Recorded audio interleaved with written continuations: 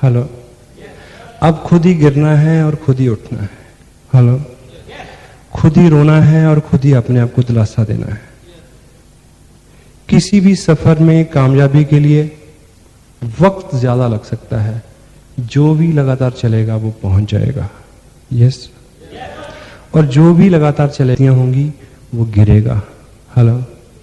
और वो पहुंचेगा जो गलती करने पे सॉरी बोलेगा और गिर जाने पे उठ जाएगा और उठ के फिर चलेगा।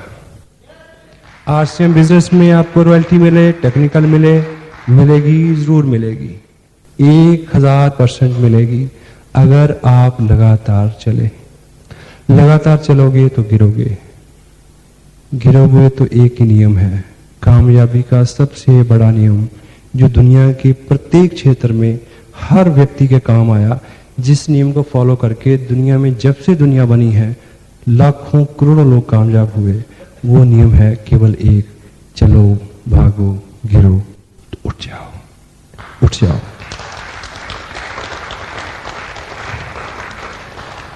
आरसीएम बिजनेस में जो भी मैं आपको बता पाया हूं, किसी भी नियम पे कुछ भी करके आपको कुछ भी करना हो, कुछ भी बनना हो, कतई मुश्किल नहीं है, बिल्कुल मुश्किल नहीं है।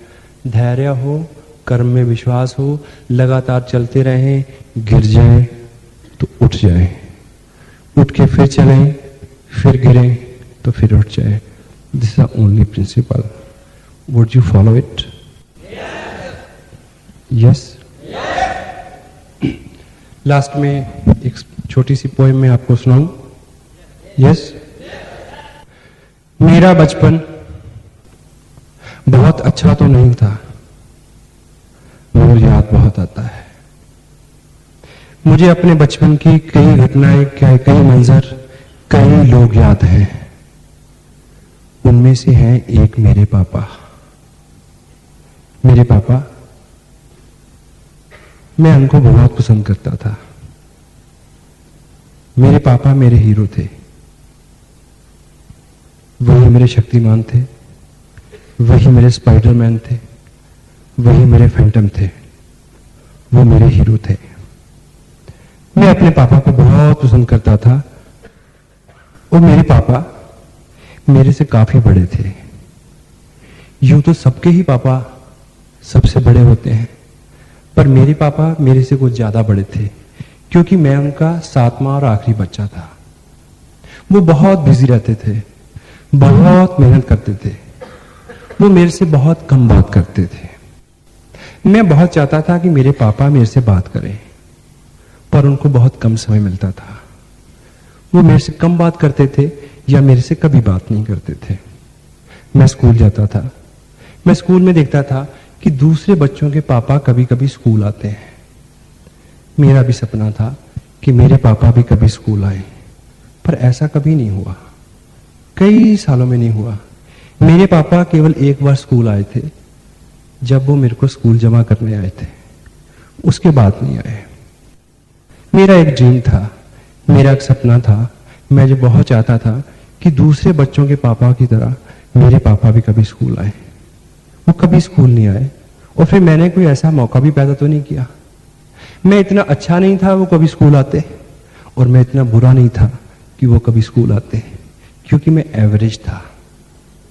एक बार मेरे को पता चला कि हमारे स्कूल में स्पोर्ट्स डे होने वाला है। सभी बच्चे किसी ना किसी खेल में भाग लेने वाले हैं और सब बच्चों के पापा स्कूल आएंगे। मुझे लगा कि शायद मेरे पापा भी स्कूल आएंगे, पर मैं किसी भी खेल में भाग लेने वाला नहीं था। फिर मेरे पापा स्कूल कैसे आते? मैं किसी भी खेल में अच्छा नहीं था, क्योंकि मैं सब खेल खेलता था। फिर मेरे को पता चला कि इस बार खेलों में दौड़ का खेल भी शामिल है, दौड़, रेस। तो मुझे लगा कि इसमें तो मैं शामिल हो सकता हूं, इसमें तो मैं जीत भी सकता हूं, क्योंकि दौड़ने में तो मैं सबसे आगे हूं। मुझे बड़ी खुशी हुई कि अब मौका आया, अब पापा स्कूल आएंगे। मैंने नाम लिखाया कि मैं भी दौड़ में शामिल होऊंगा, 100 मीटर की दौड़ में। मेरा नाम लिखा गया। स्पोर्ट्स का दिन आने वाला था, उससे एक रोज पहले मैं घर आया और मैं पापा के रूम में गया। पापा बहुत बिजी थे। मैं उनके पास खड़ा हो गया। मैंने बोला पापा कल हमारा स्कूल में स्पोर्ट्स डे है, मैं भी भाग ले रहा हूं, सब बच्चों के पापा स्कूल आने वाले हैं, आप भी स्कूल आओगे। मैं ये कह के चुप हो गया। काफी देर खामोश रहा, वो भी खामोश रहे, अपना काम करते रहे। काफी देर बाद उन्होंने वो जवाब दिया जिसकी मुझे उम्मीद थी कि चल अपना काम कर। मैं निराश होकर उनके कमरे से बाहर आ गया। मुझे पता था कि मेरे पापा स्कूल आने वाले नहीं हैं। स्पोर्ट्स का दिन आया, सभी बच्चे बहुत खुश थे क्योंकि सभी खेल में भाग लेने वाले थे और सभी के पापा स्कूल आने वाले थे, पर मेरे पापा आने वाले नहीं थे।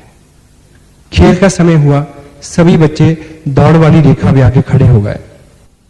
सबके पापा सामने खड़े थे, सभी बहुत खुश थे। खड़ा तो मैं भी था, पर मैं खुश नहीं था। दौड़ शुरू होने की सीटी बजी, 1 बजी, दूसरी बजी, तीसरी बजी तो मैंने सामने देखा पापा सामने हैं। मेरे को बहुत खुशी हुई। मुझे लगा अब मैं जरूर जीतूंगा। सब बच्चे भागे, मैं सबसे तेज भागा, लेकिन क्या हुआ कि मैं 10 कदम भागने के बाद गिर गया। मैं उठा और फिर भागा, उठा फिर भागा, फिर गिरा, फिर उठा, फिर भागा, फिर गिरा, फिर उठा, फिर भागा, फिर गिरा। अब क्या हुआ? अब तो मैं दौड़ शोर की रेखा से 10 गज पहले ही गिर गया। मैंने देखा सभी बच्चे शोर की रेखा पे पहुंच चुके हैं और सभी बच्चे अपने अपने पापा की बाहों में झूल रहे हैं। मैं गिर चुका था। अब की बार मैं उठ के भागा नहीं, सिर्फ चला, आंखें नीची करके। मैंने देखा कि मेरे पापा मेरी तरफ बढ़ रहे हैं, मैं उनकी तरफ बढ़ रहा हूं। मेरा पूरा शरीर ठंड से सुन्न था, पूरा बदन कांप रहा था, मेरे गाल शर्म से लाल हो चुके थे। मैंने बढ़ते बढ़ते पापा के कदमों को आगे आते देखा और उनकी टांगों से चिपक गया और मैंने बोला, पापा आई एम सॉरी पापा, मैं हार गया, आई एम वेरी सॉरी।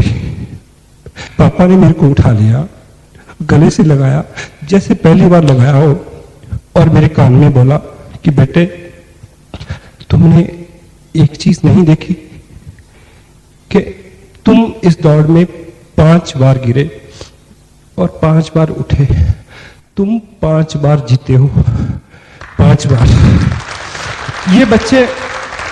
ये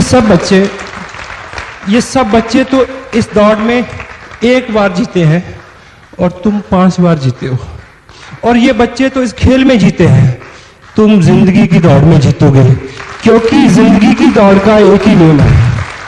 जिंदगी की दौड़ का एक ही नियम है, भागो गिरो उठो, भागो गिरो उठो, फिर भागो, फिर गिरो, फिर उठो, फिर भागो, फिर उठो, फिर गिरो, फिर भागो।